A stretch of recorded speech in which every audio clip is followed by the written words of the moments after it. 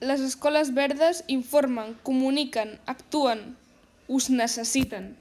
¿No van a comprar? Sí, que hi rebaixen el 50%. El Black Friday vola, hem d'anar ja de compres. Mireu, allà hi ha una botiga, allà rebaixen el 50%. Anem.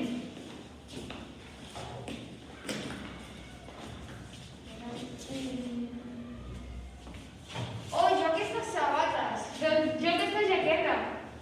Doncs per mi aquest jersei. Però sabeu d'on prové la vostra roba i qui la fa? La vostra roba la fan els nens i nenes de l'Àsia i algunes noies que treballen molt per guanyar molts pocs diners.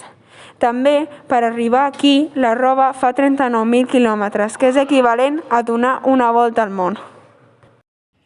Una setmana després, Jo m'he cansat d'aquesta jaqueta. Tot fàstic de veure. A mi tampoc m'agraden aquestes sabates. Ja m'he cansat d'aquesta jaqueta. És de la temporada passada.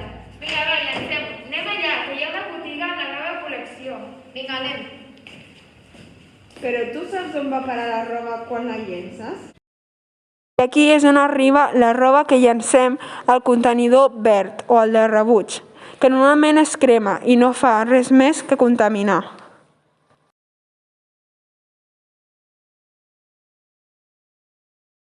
Proposem unes solucions per reduir el consum de roba.